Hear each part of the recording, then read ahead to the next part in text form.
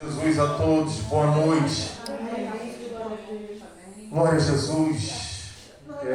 Uma vez mais estamos aqui para fazer menção da palavra do Senhor. Quão responsabilidade é.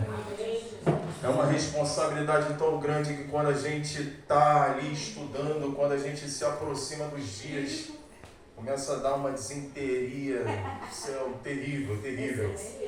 E a responsabilidade é tão grande, porque não é nossa palavra. É a palavra eterna, é a palavra viva, que transforma, que liberta. Ela que causa um confronto e faz a gente mudar a consciência, as nossas concepções erradas. É ela, é a palavra de Deus. Aleluia! E hoje, podem se assentar em nome de Jesus. Hoje eu dentro de casa, eu botei no canal lá no YouTube do Portas Abertas, não sei se os irmãos já ouviram. É um canal que ajuda a igreja perseguida, que envia suprimentos para os irmãos perseguidos ao redor do mundo. Eu cheguei a compartilhar uma vez no grupo, quando a gente estava na matéria aqui na lição da perseguição, eu cheguei a compartilhar com os irmãos lá, para falar de uma introdução daquilo que a gente ia falar. Lá eu botei as perseguições extremas, as perseguições da igreja, que a igreja sofre. E eu vi dois testemunhos ali que está dentro do que eu vou falar aqui nessa noite. O primeiro foi dentro de uma comunicação de um irmão num lugar com uma irmã lá no Afeganistão. Perseguição severa à igreja no Afeganistão. Eu olhei para minha esposa e falei, olha só como o nosso evangelho é limitado no nosso país. Como é raso. Nós estávamos ouvindo aí o irmão, fala irmã, o que você tem como pedido aí? O que você quer falar? Irmã do Afeganistão, perseguida. Ela virou para o irmão e falou, eu quero louvar o Senhor. E começou a cantar o hino de louvor ao Senhor. Ela não aproveitou aquele momento para falar, nós precisamos disso, nós vamos sofrer nisso, desesperada, gritando, alvoroçada. Ela falou para o irmão, eu quero cantar o hino. E começava a glorificar o nome de Jesus, falando que Ele é o Senhor da vida dela, que Ele é o soberano, que Ele é grande. Independente do Afeganistão estar massacrando os cristãos, ela preferiu adorar ao Senhor. Aleluia! E um outro pastor na Indonésia tomou facão, uma faca, passou no seu rosto, deixou uma cicatriz tremenda. Hoje ele tem o rosto meio afundado. Passou no seu braço, ele perdeu cerca de 4 litros de sangue.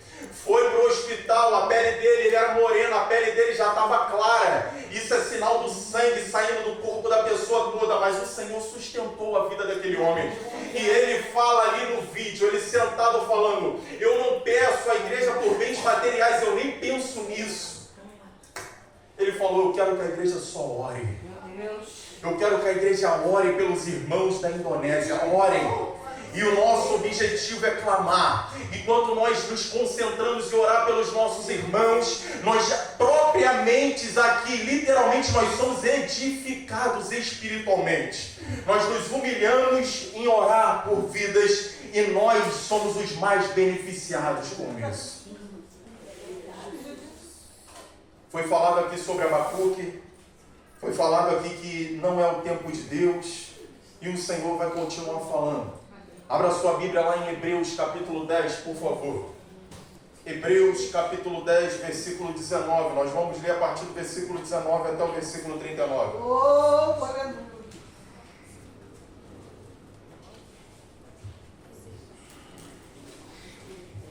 Hebreus capítulo 10, versículo 19 ao versículo 39.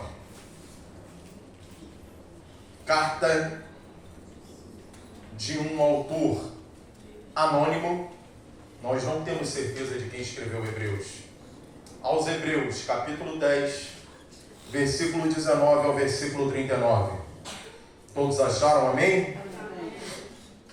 Hebreus, capítulo 10, versículo 19 ao 39, diz assim, portanto, irmãos, temos plena confiança para entrar no lugar santíssimo, pelo sangue de Jesus, por um novo e vivo caminho que Ele nos abriu por meio do véu, isto é, do seu corpo. Temos, pois, um grande sacerdote sobre a casa de Deus. Assim, aproximemo-nos de Deus. Assim, aproximemo-nos de Deus, com um coração sincero e com plena convicção de fé, tendo os corações aspergidos para nos purificar de uma consciência culpada e os nossos corpos lavados com água pura. Apeguemo-nos com firmeza à esperança que professamos, pois aquele que prometeu é fiel. E consideremos uns aos outros, para nos incentivarmos ao amor e às boas obras. Não deixemos de reunir-nos como igreja. Segundo o costume de alguns, mas procuremos encorajar-nos uns aos outros, ainda mais quando vocês veem que se aproxima o dia. Se continuarmos a pecar deliberadamente, depois que recebemos o conhecimento da verdade, já não resta sacrifício pelos pecados, mas tão somente uma terrível expectativa de juízo e de fogo intenso que consumirá os inimigos de Deus. Quem rejeitava a lei de Moisés morria sem misericórdia, pelo depoimento de 2 ou 3 testemunhas. Quão mais severo castigo julgam vocês? Merece aquele que pisou aos pés do Filho de Deus, profanou o sangue da aliança pelo qual ele foi santificado e insultou o Espírito da graça. Pois conhecemos aquele que disse: a mim pertence a vingança, eu retribuirei. E outra vez, o Senhor julgará o seu povo. Terrível coisa é cair nas mãos do Deus vivo. Lembrem-se dos primeiros dias, depois que vocês foram iluminados, quando suportaram muita luta e muito sofrimento. Algumas vezes vocês foram expostos a insultos e tribulações. Em outras ocasiões fizeram-se solidários com os que assim foram tratados. Vocês se compadeceram do que estavam na prisão e aceitaram alegremente o confisco dos seus próprios bens, pois sabiam que possuíam bens superiores e permanentes. Por isso, não abram mão da confiança que vocês têm, ela será ricamente recompensada. Vocês precisam perseverar, de modo que quando tiverem feito a vontade de Deus, recebam o que Ele prometeu. Pois em breve, muito em breve, aquele que vem virá e não demorará. Mas o meu justo viverá pela fé, e se retroceder, não me agradarei dele. Nós, porém, não somos dos que retrocedem e são destruídos, mas dos que creem e são salvos.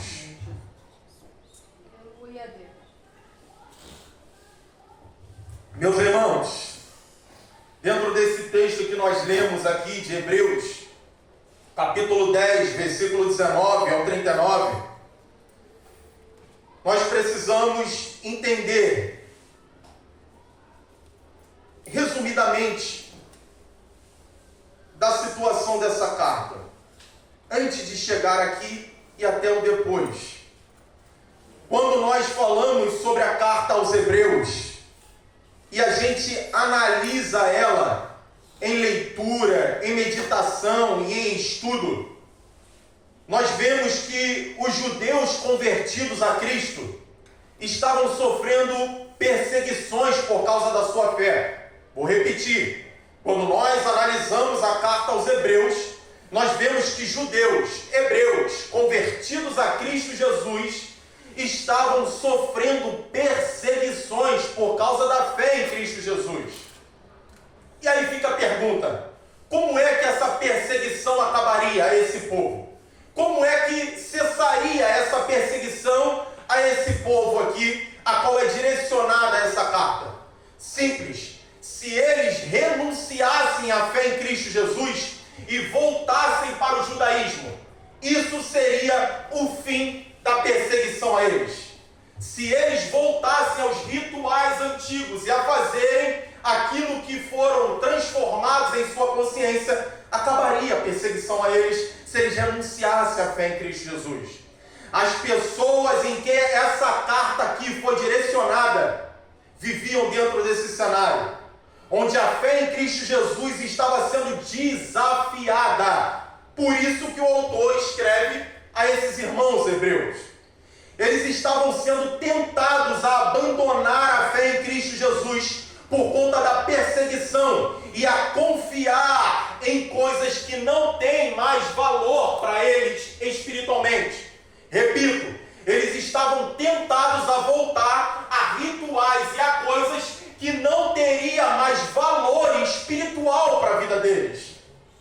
Mas aí o escritor aos Hebreus, analisando tudo isso e escrevendo com amor a esses irmãos, escreve e apregou a eles que nada pode ser superior a Cristo Jesus.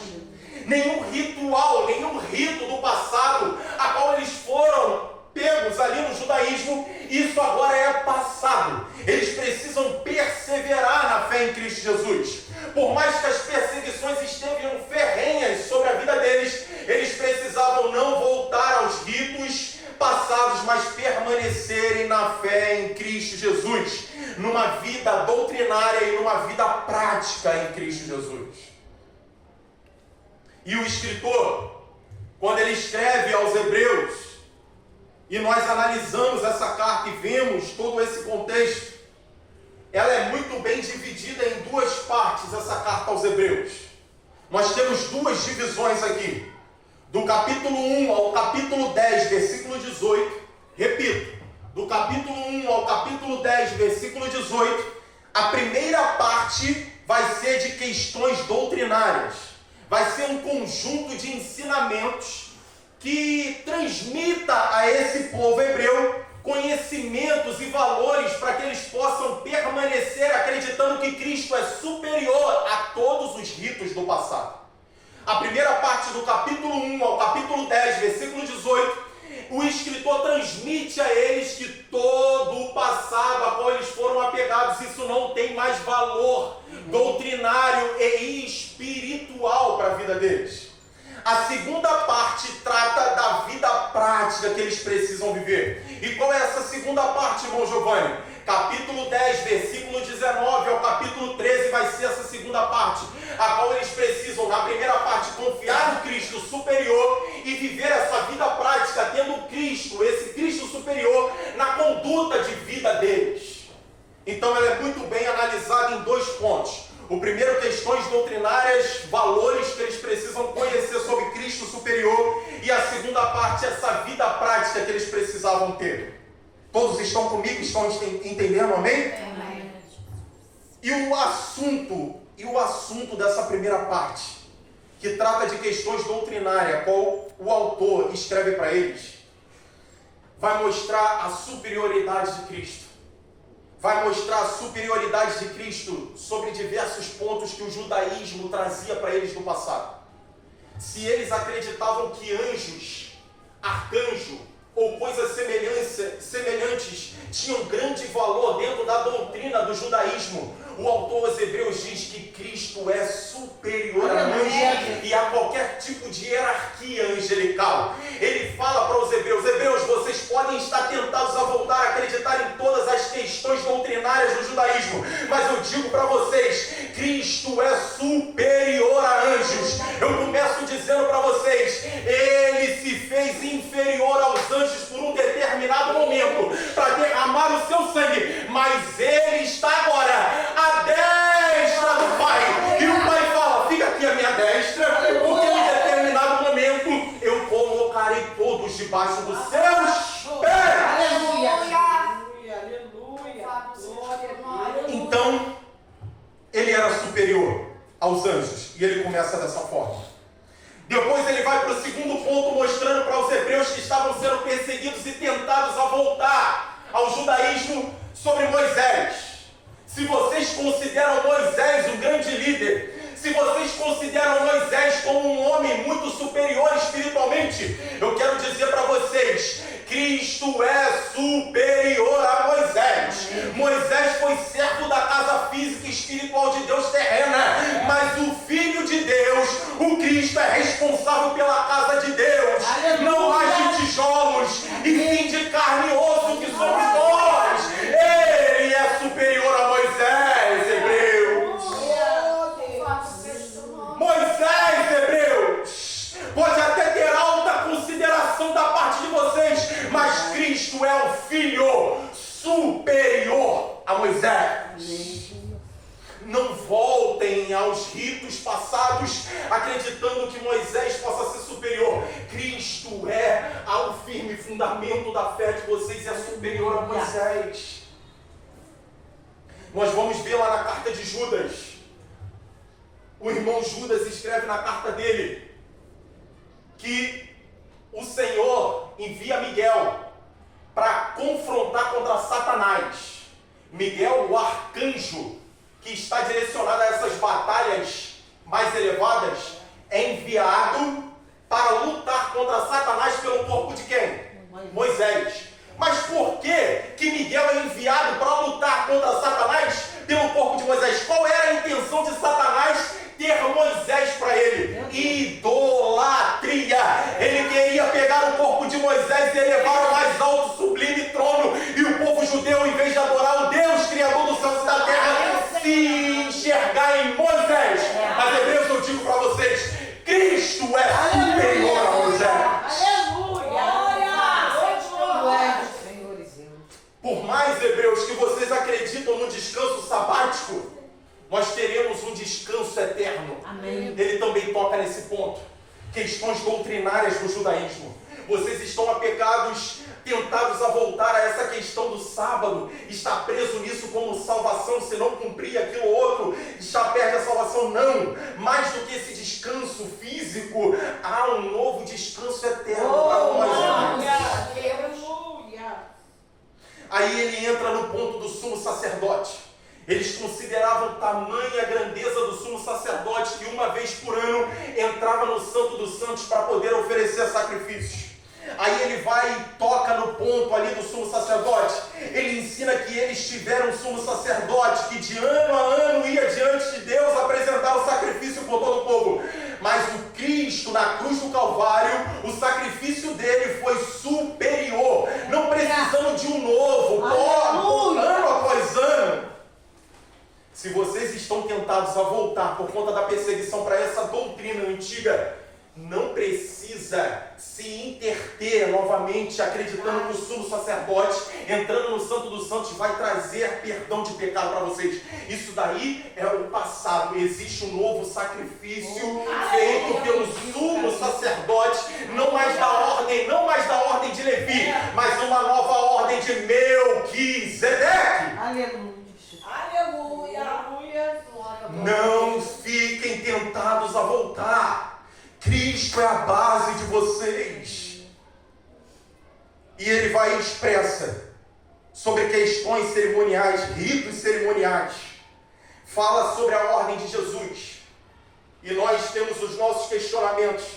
Se Jesus foi da tribo de Judá, por que ele se torna sumo sacerdote? Se Jesus era da tribo de Judá, por que ele se torna sumo sacerdote se o sumo sacerdote só seria da tribo de Levi? Porque quando há mudança de lei, há mudança de sacerdócio. Quando há mudança de lei, há mudança de sacerdócio. Cristo não é da antiga lei pela ordem de Levi. Ele vem na nova lei pela ordem de Melquisedeque. Por isso que esse Cristo que não veio da tribo de Levi, hoje ele é o eterno sumo sacerdote. E nós não precisamos cortar a cabeça de touros e de bodes para a remissão dos nossos pecados. Ele tem acesso, ele é o sacrifício, ele é superior.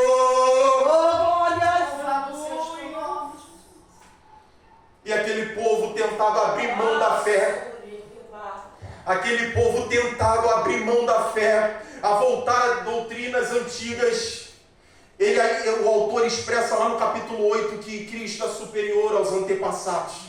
E uma nova aliança em nossas mentes e corações.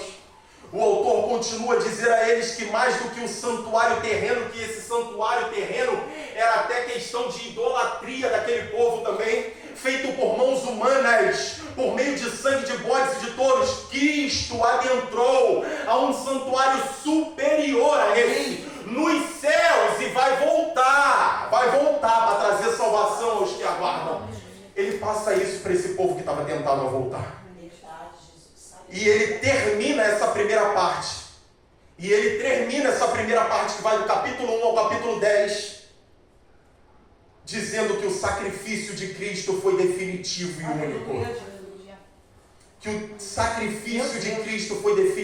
único. Não precisando mais de holocaustos e de ofertas. Hebreus, se vocês estão tentados a voltar a questões doutrinárias do judaísmo, a ritos que não vão surtir efeitos espirituais a vocês, Cristo é o único sacrifício. Ele é superior a essas cerimônias hoje. Não se deixem levar pela tentação da perseguição. Cristo é superior. Então, ele termina essa parte dentro de toda essa questão doutrinária e apresenta tudo isso para eles sobre a superioridade de Cristo na vida desse povo. Essa é a primeira parte. E ele expressa que esses ritos cerimoniais, as pessoas da antiguidade, como nós vimos aqui, não eram superiores a Cristo Jesus. E se Cristo Jesus era superior a tudo aquilo, eles precisavam, diante de todos esses ensinamentos, se manterem firmes na fé. Eles precisavam, diante de todos esses ensinamentos que o autor traz ali didaticamente, se manterem firmes na fé. Mas de que forma se manter firme na fé? Perseverando. Por mais que a perseguição esteja ferrenha, é como aquela irmã: eu quero louvar o hino de louvor ao Senhor. Por mais que esteja batendo aqui na minha porta agora, eu quero louvar ao meu Senhor Jesus. É como aqueles irmãos da Coreia do Norte que estão sendo colocados em pau de arara, tomando choque elétrico, água na cara e choque, mas eles falam: todavia o meu Redentor vive.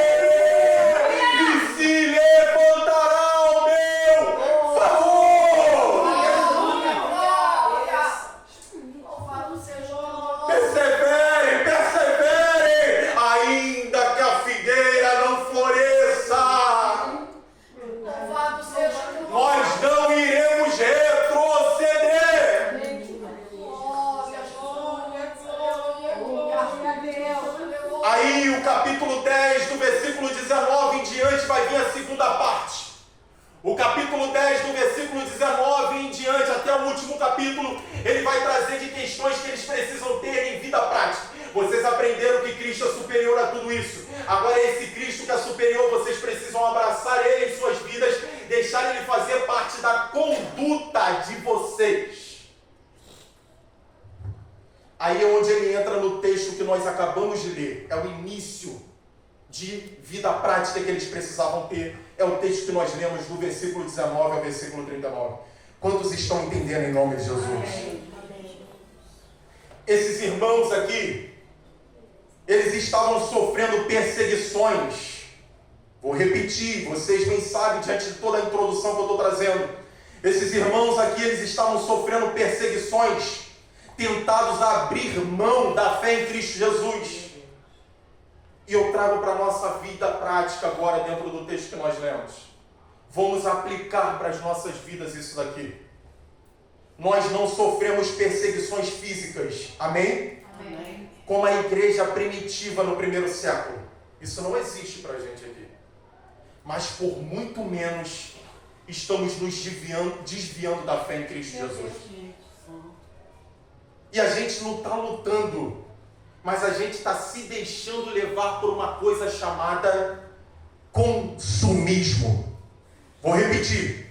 A gente não está lutando, mas a gente está se deixando levar por uma coisa chamada consumismo. Está nos envolvendo de uma forma tamanha. Esse consumismo, os entretenimentos da vida, tem tomado o nosso tempo com o Senhor. E isso está sendo o nosso mal como igreja brasileira e igreja mundial. Pouco do Espírito Santo e mais do secular em nossas vidas. Pouco do Espírito Santo e mais do secular em nossas vidas.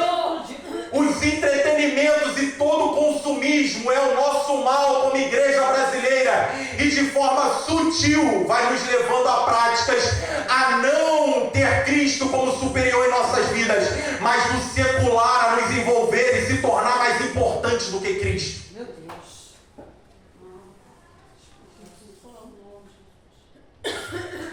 Irmãos, antes de eu dar continuidade nessa vida prática nossa, que nós precisamos ter aplicando as nossas vidas, eu quero falar para vocês sobre a palavra neurotransmissor.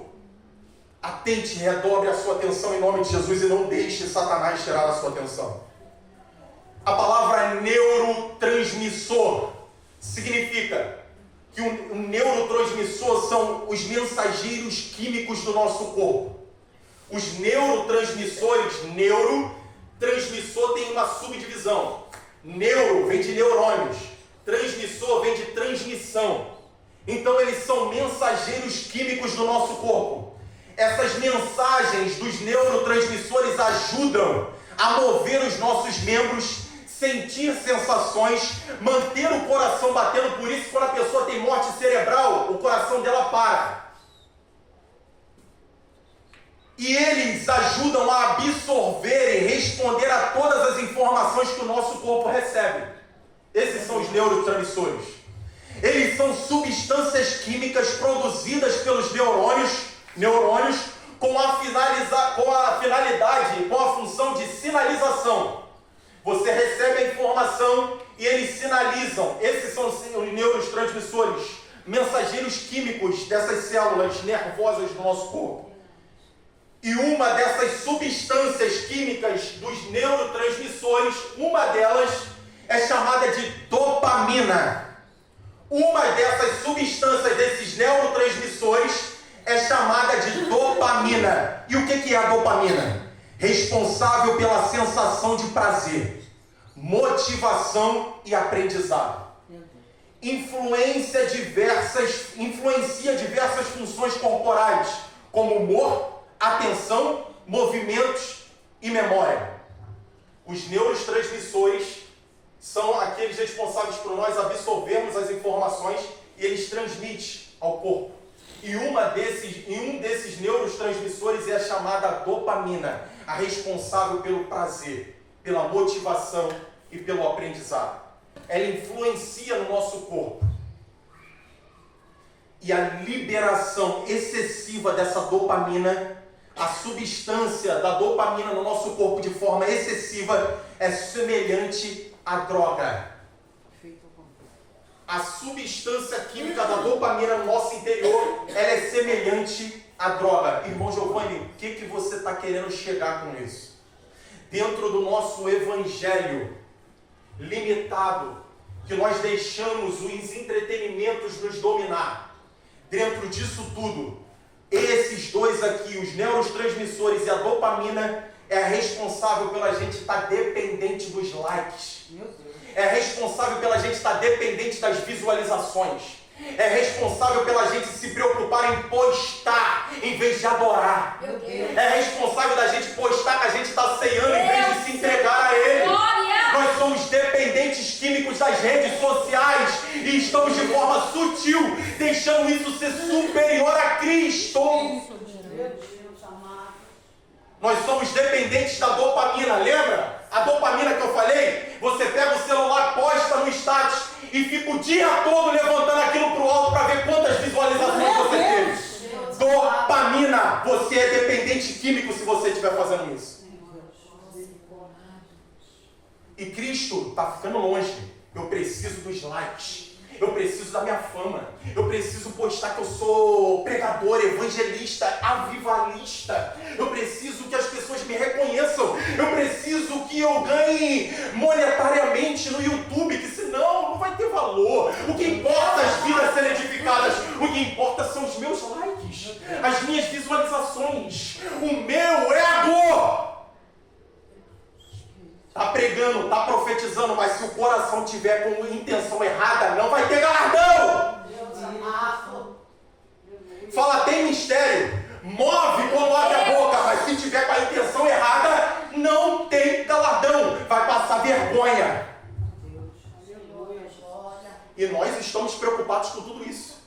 Todo esse entretenimento está nos consumindo. A gente não ora como deve orar. A gente não estuda a palavra como deve estudar. A gente não se importa com o espiritual. Esses irmãos eram perseguidos fisicamente e nós estamos sendo perseguidos e se deixando ser tomado pelo consumismo diário. Essa é a igreja no mundo, e a qual eu e minha família estamos inseridos. A França, daqui a alguns anos, ela vai ser maior na sua população de muçulmanos. Daqui a alguns anos, a França vai ser de maior população de muçulmanos. A Inglaterra, celeiro de pregadores, celeiro de homens tomados pelo Espírito Santo, igrejas estão sendo abertas para boates. Os Estados Unidos, o principal entregador, o principal centro de missionários para o mundo, hoje está vivendo uma forma espiritual deteriorada.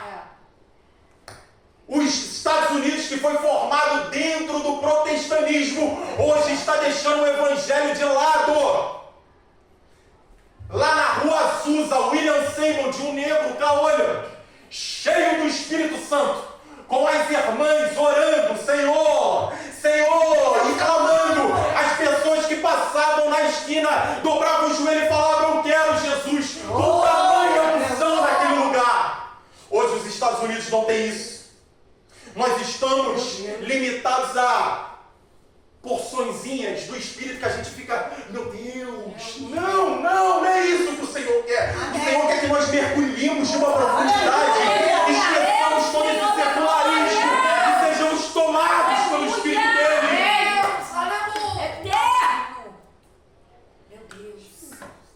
Deus não vai fazer enquanto não tomarmos uma posição. Eu falo isso pelo Espírito. Deus não vai fazer enquanto não tomarmos uma posição.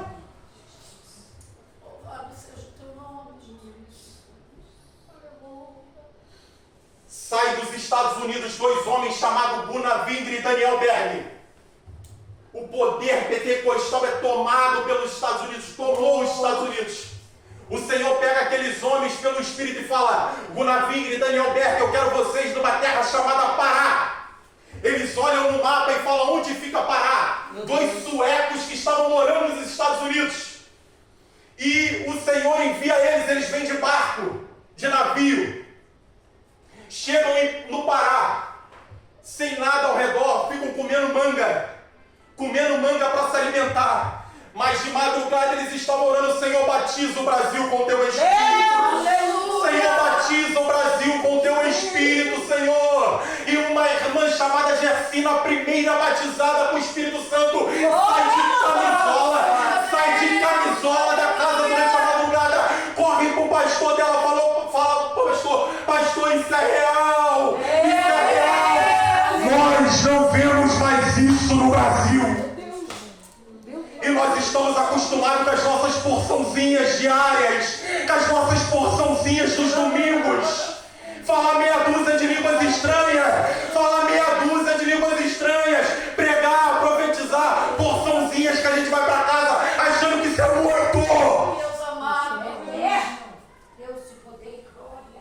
Com uma vida toda errada, escândalos atrás de escândalos, casamentos destruídos e a porçãozinha que deixa a gente em êxtase e não transforma verdadeiramente. Meu Deus! Porque a gente está preocupado em fazer pelos likes do que ser dentro da nossa casa. A gente está preocupado em fazer pelos entretenimentos do que ser com o nosso casamento, com os nossos filhos. Querendo edificar a vida de pessoas no microfone, onde eu preciso ser transformado primeiro.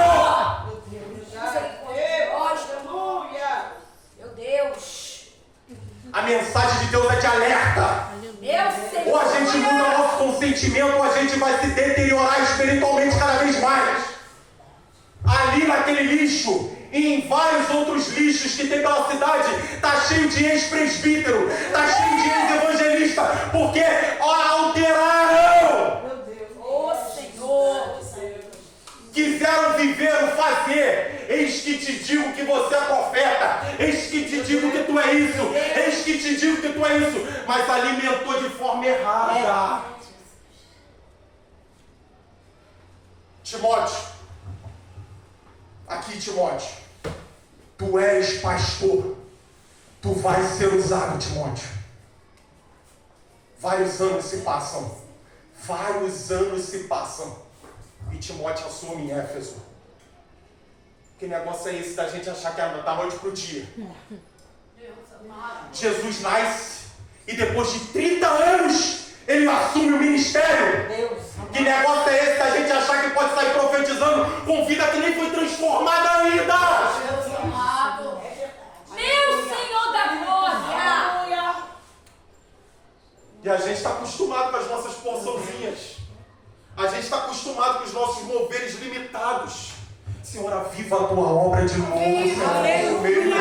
Aviva, Senhor. Quando eu era pequeno, a minha avó me levava para o círculo de oração e as irmãs tomadas no Espírito. Louvado seja o Aviva a tua obra de novo, Senhor. Está acabando os círculos de oração. meu Senhor da glória. Amado, amado, amado. Aviva-nos, Senhor.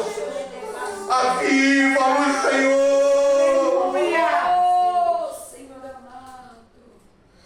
E dentro do texto que nós lemos, que serviu para eles, serviu para aquele povo, está vivo para a gente a cada dia mais esse texto. Ainda nesses últimos dias, diante de todo o secular ao nosso redor, o primeiro ponto desse texto aqui, são 6 pontos que eu quero analisar com os irmãos de forma rápida aqui. 6 pontos. O Senhor nos adverte aqui a 6 pontos. Nos aproximar com sinceridade, nos apegar com firmeza, considerar uns aos outros, não deixar de congregar, lembrar do início, não negligenciando a graça, e o 6º, não retroceder. Estão todos aqui nesse texto. 6 pontos a termos como perseverança. E o primeiro ponto que eu citei aqui é se aproximar, nos aproximar de Deus com sinceridade. Analisem comigo o versículo 22. Assim, aproximemo-nos de Deus com um coração sincero e com plena convicção de fé, tendo os corações aspergidos para nos purificar de uma consciência culpada e os nossos corpos lavados com água pura. A primeira parte diz: aproximemo-nos de Deus com um coração sincero. Aproximemo-nos de Deus com um coração sincero. Eu preciso me aproximar dele com sinceridade. Amém. Querendo manter a minha fé nele sem culpa e confiando. Amém.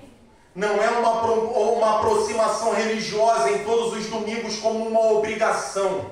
Se você está aqui com um peso, que você tem que mostrar para a pastora, que você tem que mostrar para as pessoas que te convidam que você está aqui por estar, você está passando o seu tempo em vão. Não vem para cá dessa forma, por favor. Aviva a tua obra, Senhor. Aleluia. Eu preciso me esvaziar de mim mesmo e de tudo que está tomando o meu interior, querendo que ele me preencha por completo. Quando Paulo fala que o nosso culto é racional, eu preciso ter racionalidade para entender o que eu estou vivendo aqui. Amém. Se eu sentei aqui, eu preciso ter a racionalidade de, Senhor, por que eu estou aqui? Por que eu cheguei aqui? Essa pergunta que eu tenho que me fazer. O que me traz aqui? Por que eu estou aqui? Qual é a finalidade para a minha vida aqui? Se a minha aproximação não é verdadeira, eu estou mentindo para Deus e para mim mesmo, achando que 2 horas sentado em uma cadeira, abrindo a Bíblia e cantando músicas de louvor com o coração sobrecarregado de todo tipo de coisa me faz um crente sincero e me aproximar dele. Não faz.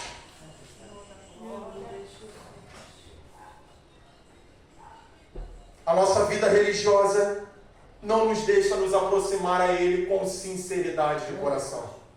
A nossa vida religiosa nos coloca aqui porque eu tenho que estar aqui.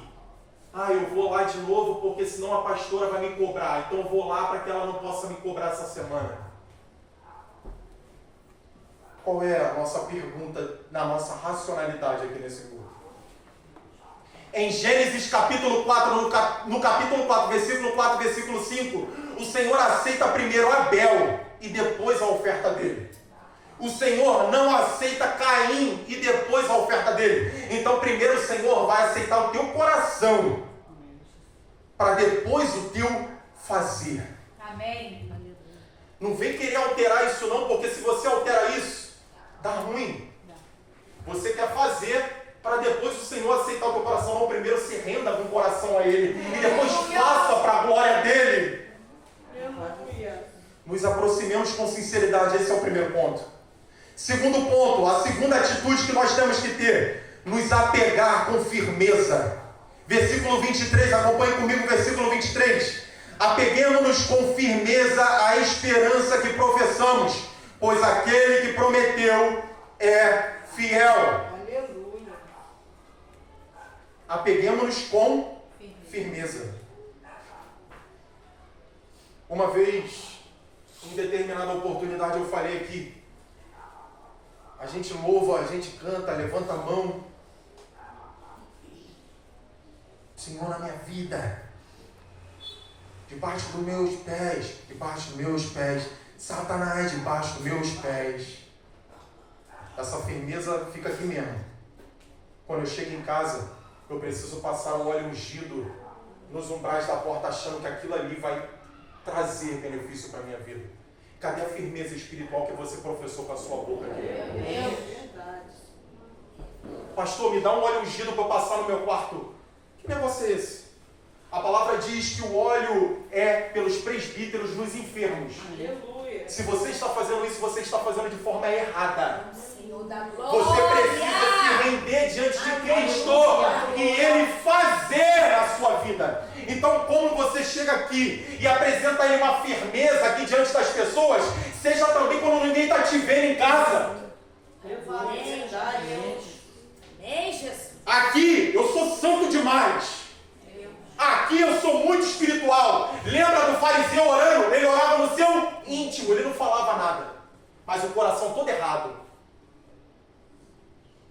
E o publicano: tem misericórdia de mim, Senhor. Nos aproximemos com sinceridade e nos apeguemos com firmeza. Amém.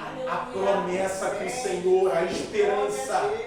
Em Gênesis capítulo 3, versículo 15, o Senhor diz à serpente que da mulher viria um que esmagaria a sua cabeça. Cerca de 4.000 anos depois, Jesus nasce e na cruz do Calvário ele esmaga a cabeça da serpente.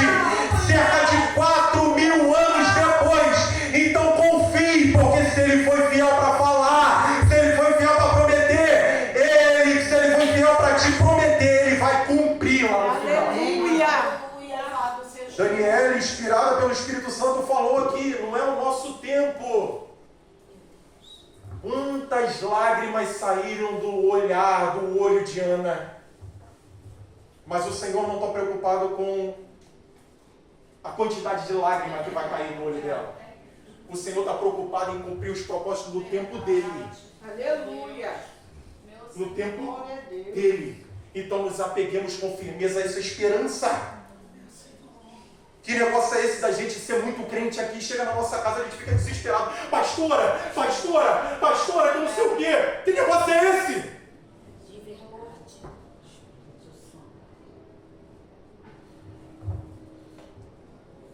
Nos apeguemos com firmeza em nome de Jesus. Terceira atitude, Terceira atitude, consideremos uns aos outros. Versículo 24. Acompanhe comigo o versículo 24. Consideremos uns aos outros para nos incentivarmos ao amor e às boas obras. Animar uns aos outros. Não encontramos alívio e transformação para nossa alma em pessoas, mas em Deus através de Cristo Jesus. Mas o nosso Deus que nos transforma nos diz que precisamos ajudar e levar pessoas a Ele. Amém. Não é fulano de tal, ciclano de tal, a profetisa tal, a mulher tal, o homem tal que me transforma. É Cristo. Amém. Aleluia. Mas eu preciso entender que eu, como instrumento do Senhor, preciso animar outras pessoas e levar ela para Deus. Não eu querer me colocar como transformador da vida. Aleluia. Essa pessoa precisa ir até Jesus. Amém.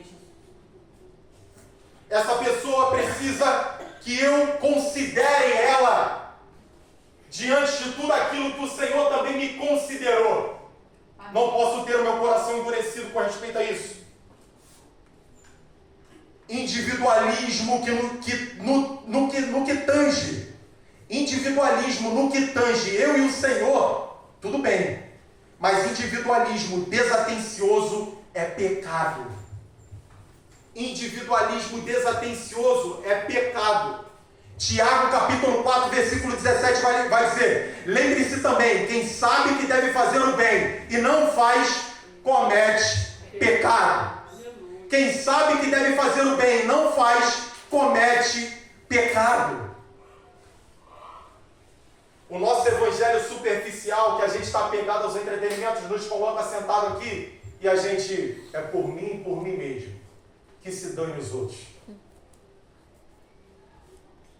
Que se dane os nossos irmãos.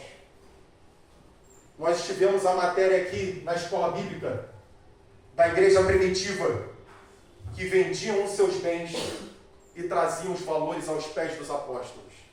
Eles não estavam preocupados com as suas posses. Eles estavam preocupados em ajudar os necessitados e todos, ninguém tem necessidade. Qual é o nosso olhar diante do que eu professo como cristão, no meu individualismo? Qual é o meu olhar diante de um culto de Santa Ceia, a qual eu preciso enxergar o meu irmão que tem a sua necessidade? E nem precisa ser o meu irmão próximo, pode ser pessoas de fora, que o seu quilo vai ajudar pessoas que estão passando necessidade. Mas eu me preocupo só com o meu x-tudo no fofão e que se dane as pessoas. Consideremos uns aos outros. Não deixemos o consumismo nos esfriar pelo bem ao nosso irmão. E o consumismo, ele nos esfria de uma tal forma que isso também é ponto da gente não enxergar ao nosso redor. É o nosso individualismo, é os nossos likes, são os nossos prazeres, as nossas dopaminas, é o prazer. Você posta, você coloca ali o seu momento de adoração, a sua ceia, que o Senhor está falando, analise-se o homem a si mesmo. E você está preocupado em tirar a foto do pão e do cálice e postar no Instagram, e lá no Instagram as pessoas, vários coraçãozinhos, e você com a dopamina. Dependência química. É igual drogado. Que se dane as pessoas ao meu redor. Quarto ponto para a gente terminar. Não deixemos de reunirmos como igreja. Versículo 25. Não deixemos de reunir-nos como igreja segundo o costume de alguns, mas procuremos encorajar-nos uns aos outros, ainda mais quando vocês veem que se aproxima o dia. Por quê? Por que eu tenho que estar aqui? Por que eu não tenho que abraçar a pandemia em 2020 e ficar dentro da minha casa até hoje? Por que eu não tenho que abraçar as lives e os cultos ao vivo e ficar dentro da minha casa? Eu não estou aqui generalizando. Tem pessoas que infelizmente estão enfermas. Tem pessoas que não têm mobilidade. Então aquilo ali edifica. Mas se eu posso, se eu tenho saúde, se eu tenho vida, eu boto os meus pés no meu sofá e boto a live lá dentro da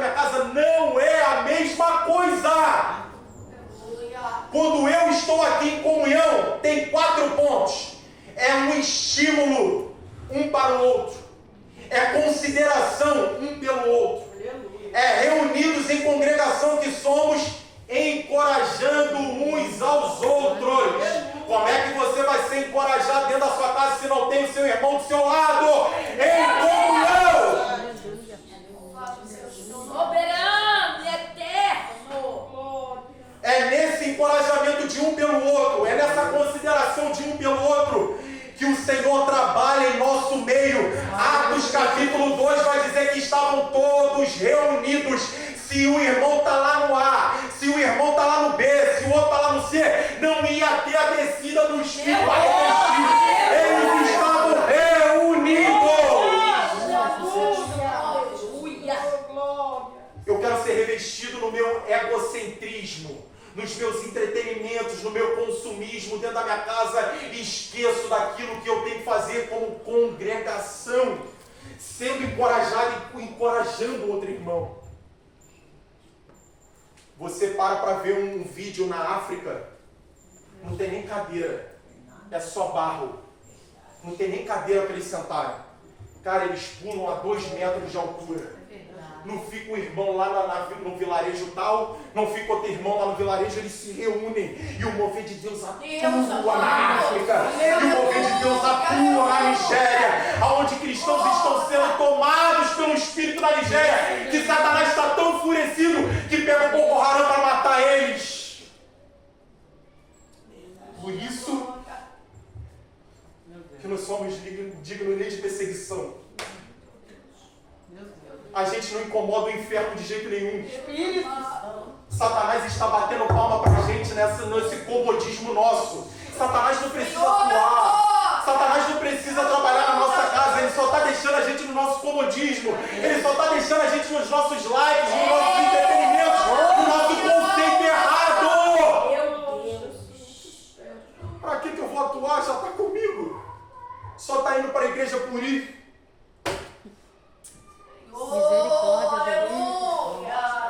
Misericórdia. Não deixemos de nos congregar, como é de costume de alguns. Quando eu deixo de congregar, eu apresento uma piedade falsa, que supõe que a adoração solitária é melhor. Quando eu deixo de congregar, eu tenho presunção, eu tenho arrogância, eu tenho excesso de confiança em mim mesmo, achando que a adoração coletiva é coisa do passado. Quando eu deixo de congregar, eu declino espiritualmente, resultando em indiferença. O consumismo moderno pode nos levar a isso de forma sutil. E está nos levando. Quinto ponto para eu entregar o microfone agora em nome de Jesus. A quinta atitude. A quinta atitude e a sexta atitude para eu entregar o microfone agora. Lembre-se dos primeiros dias. Versículo 32. Lembre-se dos primeiros dias depois que vocês foram iluminados, quando suportaram muita luta e muito sofrimento. Algumas vezes vocês foram expostos a insultos e tribulações. Em outras ocasiões fizeram-se solidários com os que assim foram tratados. Vocês se compadeceram dos que estavam na prisão e aceitaram alegremente o confisco dos seus próprios bens, pois sabiam que possuíam bens superiores e permanentes. Por isso, não abram mão da confiança que vocês têm. Ela será ricamente recompensada. Vocês precisam perseverar de modo que quando tiverem feito a vontade de Deus, recebam o que Ele prometeu. Pois em breve, em muito breve, aquele que vem virá e não demorará. E Ele fala, mas o meu justo viverá pela fé, e se retroceder, não me agradarei nele. Talvez nós passamos por isso. Nós temos aquele momento de fraqueza espiritual muitas das vezes. Muitas das vezes nos sentimos de forma cansada. Aí o autor aos Hebreus, diante da perseguição, diante daquilo que eles estavam tentados a voltar, ele fala, lembra de quando vocês eram lá no primeiro amor? Lembra de quando vocês oravam com tanta fé? Lembra de quando vocês se compadeciam das pessoas que estavam necessitadas? Lembra quando vocês jejuavam e sentiam prazer em estar na casa do Senhor? Lembra lá do primeiro amor. Aleluia. Ezequias, chega o profeta para Ezequias e fala: Ezequias, bota a tua casa em ordem que tu vai morrer. O rei vira a cara para a parede e ele falou o que para o Senhor? O Senhor lembra de como eu era lá contigo lá atrás, Senhor. Senhor, hoje eu posso estar desestabilizado, mas lembra, Senhor, quando eu te adorava com meu coração, Senhor. Lembra quando eu me doava a Ti com o coração sincero, Senhor. Lembra das obras que eu fiz lá atrás, Senhor, cheio do primeiro amor. Aí o profeta, antes de sair, volta, porque o Senhor fala para o profeta voltar. Volta agora, porque eu ouvi a oração dele. Volta agora, porque o clamor dele chegou a mim. O profeta entra e fala: mais 15 anos de vida.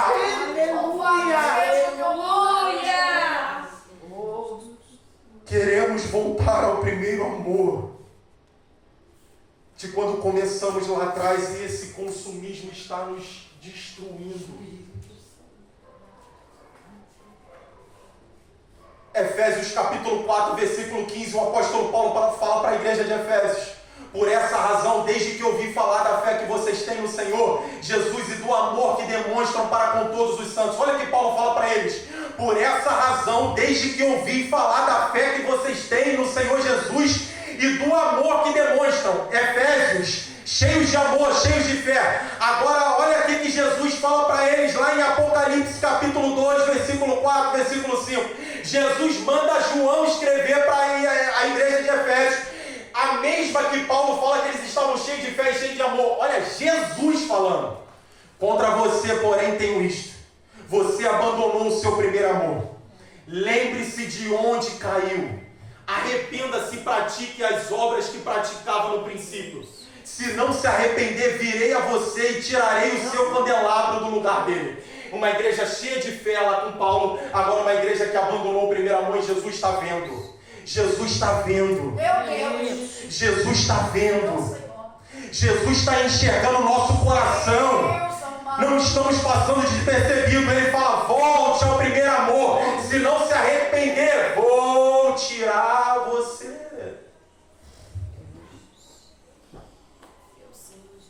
Há recompensa para quem persevera. Sexto ponto e último, fala no versículo 39. Nós, porém, não somos dos que retrocedem e são destruídos, mas dos que creem e são salvos. Nós, porém, não somos dos que retrocedem e são destruídos, mas dos que creem e são salvos. Não vamos dar as costas para o Senhor, decretando a nossa própria destruição. Somos dos que creem e somos salvos. Como foi falado aqui, Abacuque, o profeta, se queixa ao Senhor, o Senhor responde, trazendo futuramente os caldeus para conjudar. Abacuque se queixa de novo, mas só que depois o Senhor fala com ele, deixa ele tão constrangido que ele fala: Senhor, que seja feita a tua vontade, em outras palavras. Ainda que esteja tudo ao meu redor deturpado, destruído, eu permanecerei me alegrando no Senhor. Eu não posso retroceder diante das circunstâncias. Fica de pé em nome de Jesus.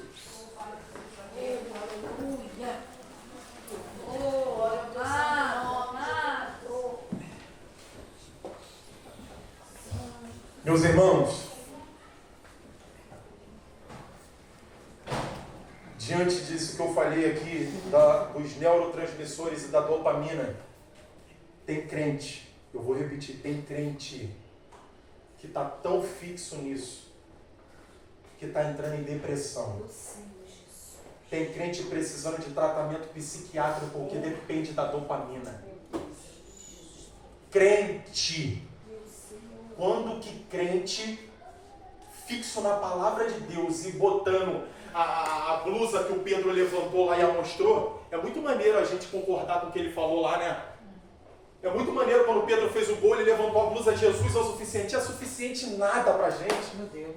O suficiente pra gente é todo o entretenimento, é o nosso ego. E que isso está fazendo o quê? Está fazendo a gente ficar deprimido, depressivo. Porque a gente não tem os elogios que deveríamos ter de acordo com a nossa vontade.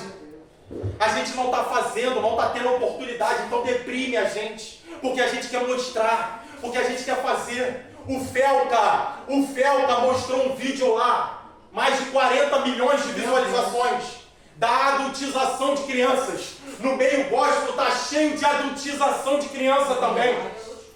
Crianças que os pais estão fazendo de profeta, que não é profeta coisa nenhuma.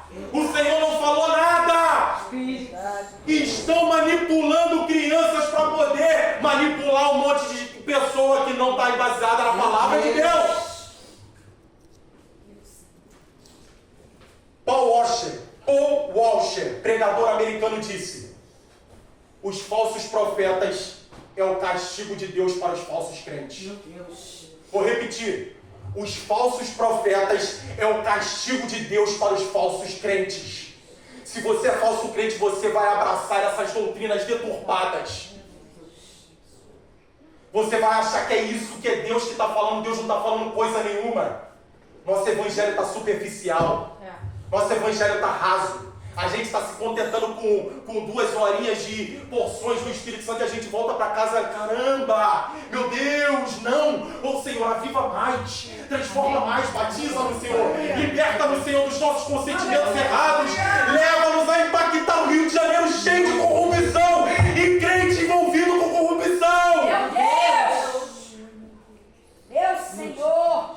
E a gente está contente com 2 horas de e volta para casa e entretenimento, é consumismo, é isso, é aquilo, e volta para mais 2 horas de...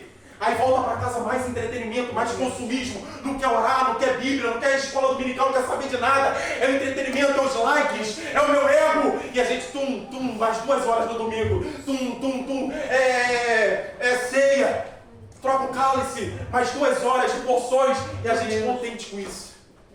E o Rio de Janeiro sendo destruído, pessoas dormindo do lado do lixo, e a gente está passando e se contentando com porções básicas.